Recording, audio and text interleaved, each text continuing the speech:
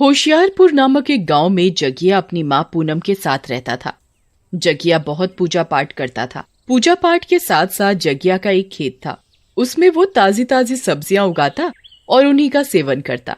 बाकी बची हुई सब्जियों को वो गांव वासियों को बेचता और उसी से घर का गुजारा करता। जगिया की माँ पूनम की उम्र हो गई थी। बुढ़ापे की वजह से पूनम को हाई ब्लड प्रेशर रहता था। साथ ही साथ पूनम को दिल की बीमारी भी हो गई थी। एक दिन पूनम की तबीयत बहुत ज्यादा खराब हो जाती है। पूनम बिल्कुल बिस्तर से उठ भी नहीं पाती, जैसे कि उसका अंतिम समय चल रहा हो। बेटा, मुझे लगता है अब मेरा इस दुनिया से जाने का समय आ गया है। नहीं माँ, आप ऐसे मत बोलो। मैं गांव से दूर शहर के बढ़िया हॉस्पिटल में आपका इलाज करवाऊंगा। नहीं बेटा, मुझे यहीं अपने गांव में रहना है और मैं चाहती हूँ मेरी जिंदगी का जितना भी समय बचा है मैं अपने घर में रहूं। माँ, आपको कुछ नहीं होगा। आप एक बार मेरे कहने पर हॉस्पिटल तो चलो। शहर वाले हॉस्पिटल में बहुत पढ़े लिखे डॉक्टर हैं।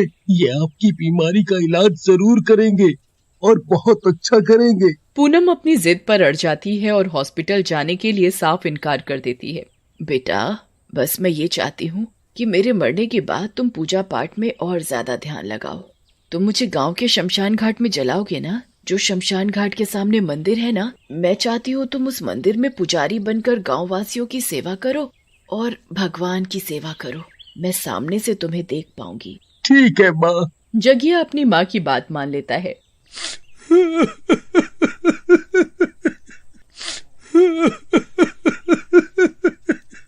आप मुझे छोड़कर क्यों चली गई? एक दिन जगिया को अपनी माँ पूनम की बहुत याद आती है। वो शमशान घाट पर जाकर बहुत जोरों से रोने लगता है।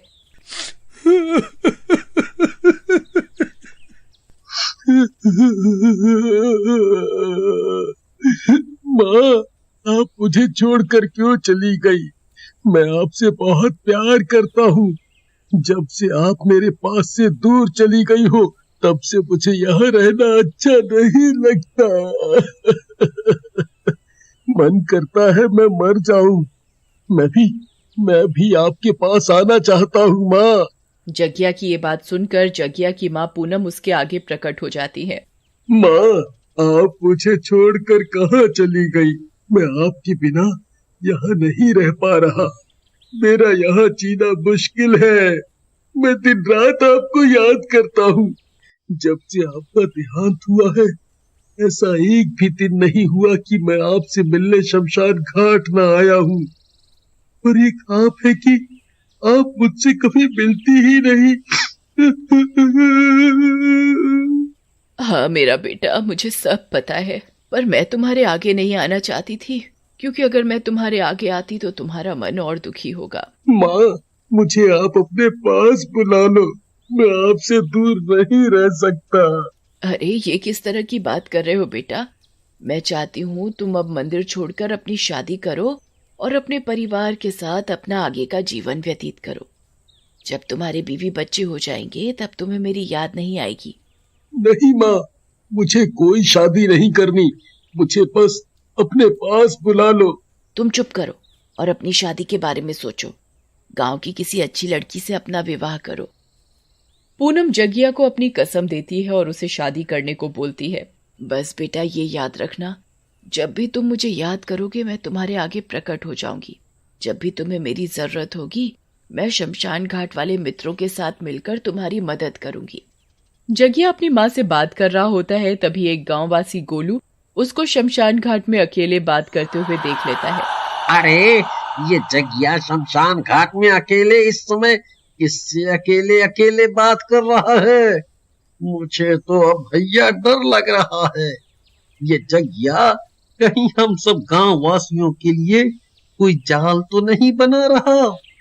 मुझे तो लग रहा है इसने मंदिर में रहकर कोई भक्ति नहीं की, बल्कि इसने जादू टोटका सीखा है।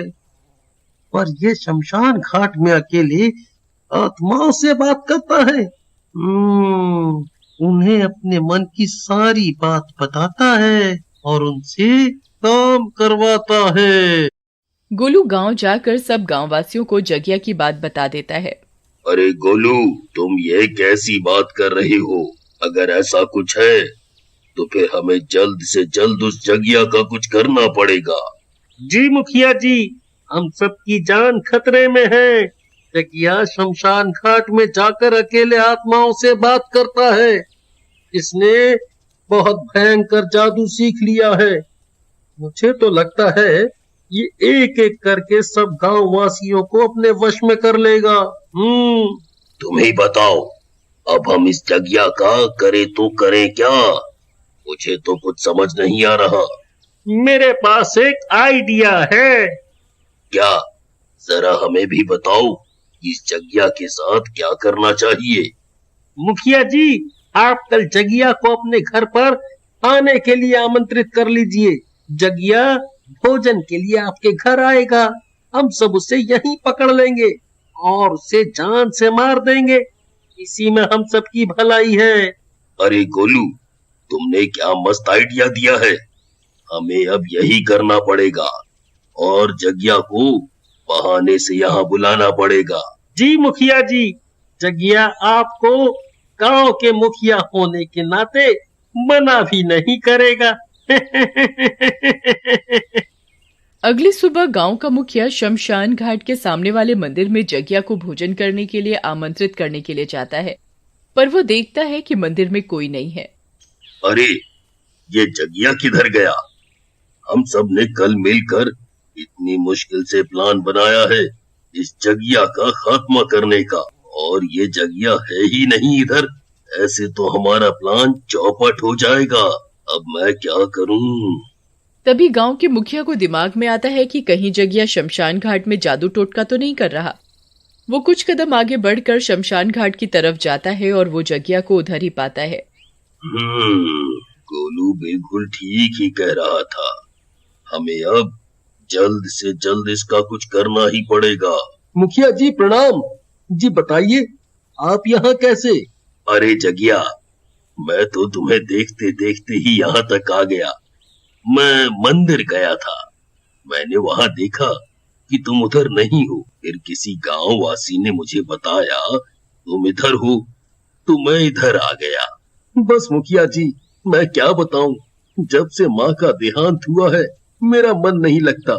मैं अक्सर यहाँ आ जाया करता हूँ, ये सोच करके कि मेरी माँ यहीं कहीं है, मेरे पास। तुम परेशान मत हो जगिया, हमारे घर आज रात में भोजन है और मैं यहाँ तुम्हें भोजन के लिए आमंत्रित करने ही आया हूँ। तुम आज रात 7 बजे हमारे घर खाने पर जरूर आना। जी मुखिया जी, मैं जरूर आऊंगा। जगिया मुखिया के बताए अनुसार उसके घर खाने पर पहुंच जाता है। जगिया वहां देखता है कि उधर सारे गांववासी एकदम से जगिया को पकड़ लेते हैं। अरे अरे अरे, ये तुम सब मेरे साथ क्या कर रहे हो? मुखिया जी, आपने तो मुझे खाने पर आमंत्रित किया था, फिर आप ये मुझसे दुर्व्यवहार क्यों कर रहे हो? जगिया, तुझे तो हम बताते हैं। तू शमशान घाट में रोज बैठता है और सारी आत्माओं को बुलाकर गांव का खात्मा करना चाहता है। अरे, ये तुम्हें किसने कहा? ऐसा तो कुछ नहीं है। मैंने तो कभी भी गांव का बुरा नहीं चाहा। गांववासी पकड़कर जगिया को मारने लग जाते हैं और उसे जलाने लगते हैं। अरे अरे, मुझे माफ कर दो, मैंने किसी का कुछ नुकसान नहीं किया। गांववासी जगिया को जला ही रहे होते हैं कि तभी जगिया बहुत जोरों से रोने लगता है और अपनी माँ को याद करने लगता है। जगिया की माँ शमशान घाट की सारी आत्माओं को लेकर मुखिया के घर पहुँच जाती है। गांववासी सब भूत प्रेतों को देखकर बहुत डर जाते हैं। तुम्हें क्या लगा था मुखिया, तुम मेरे बेटे को इतनी आसानी से जिंदा मार दोगे? मेरे बेटे पर मेरा साया है, तुम चाहकर भी इसका कुछ नहीं बिगाड़ सकते। तभी पूनम जगिया को उन गांववासियों से बचा तो लेती है और सब गांववासियों को श्राप दे देती है कि इस गांव में आज के बाद कोई भोजन का निमंत्रण नहीं होगा। अगर किसी भी गांववासी ने भोजन पर किसी को भी आमंत्रित किया तो वो मर जाएगा और उनकी आत्माओं की टोली में शामिल हो जाएगा और वो सारा खाना उनके पास आ जाएगा। कोई गांववासी उस खाने को नहीं खा सकता। तब से ही कोई भी होशियारपुर गांव में भोजन पर किसी को चाहकर आमंत्रित नहीं कर सकता। जिस भी किसी ने किया है वो तुरंत ही मर गया है। और आत्माओं की टोली में शामिल हो गया है।